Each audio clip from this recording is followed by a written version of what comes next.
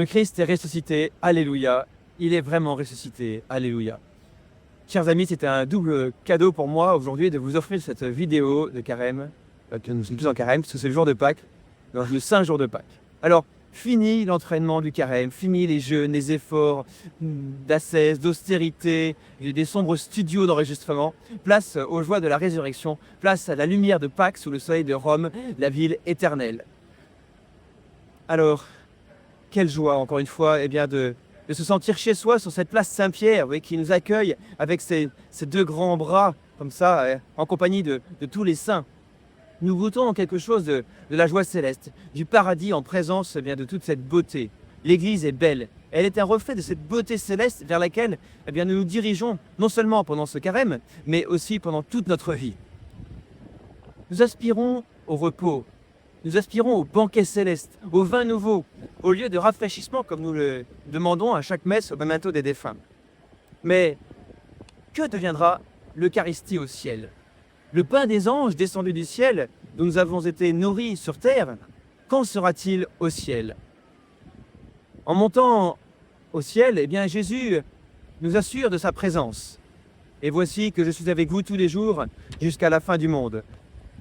Et en effet, par son Eucharistie, Jésus est bien présent. Il est présent parmi nous, avec son corps, son sang, son âme et sa divinité. Il est bien là. En le recevant, nous communions. Il vient au-dedans de nous. Il vient habiter en nous. Il nous unit à lui. Il nous transforme en lui, un peu plus chaque fois que nous communions.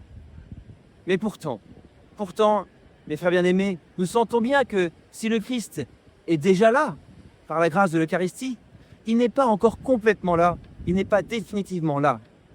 À chaque communion, nous recevons le Christ, nous recevons le corps du Christ.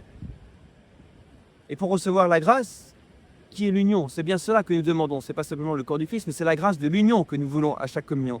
Et donc il nous faut communier souvent pour que cette grâce de l'union grandisse. L'Eucharistie est là pour ça. Mais une fois au ciel, nous serons en présence du Christ.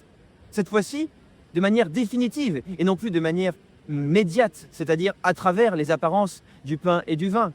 Nous serons donc en présence du Christ de manière directe et immédiate. L'Eucharistie, comme vous l'avez peut-être appris, catéchisme, est un sacrement, c'est-à-dire un signe sensible qui est là pour produire, communiquer la grâce. Mais au ciel, nous n'avons plus besoin de signes, car nous serons face à la réalité, et la réalité signifiée. Le Christ au ciel continuera cependant d'être notre nourriture. Il viendra nourrir notre intelligence, qui contemplera l'être profond de Dieu, son acte pur. Ça c'est pour les philosophes. Mais il viendra aussi nourrir notre âme, qui sera envahie de sa présence. Il comblera aussi nos sens. Nous verrons Dieu de nos yeux, nous verrons cette beauté de Dieu de nos propres yeux. Nous sentirons la bonne odeur des parfums célestes. Nous entendrons de nos oreilles le chant des anges et la voix de Dieu nous inviter et nous appeler par nos noms. Nous ressentirons la fraîcheur de ce lieu de rafraîchissement. Nous goûterons aussi le vin nouveau dont Jésus nous a parlé, en nous disant qu'il le boirait avec nous dans son royaume.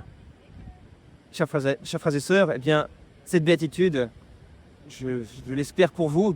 Et en attendant cette béatitude, je vous laisse dans cette joie de Pâques. Que Dieu vous bénisse.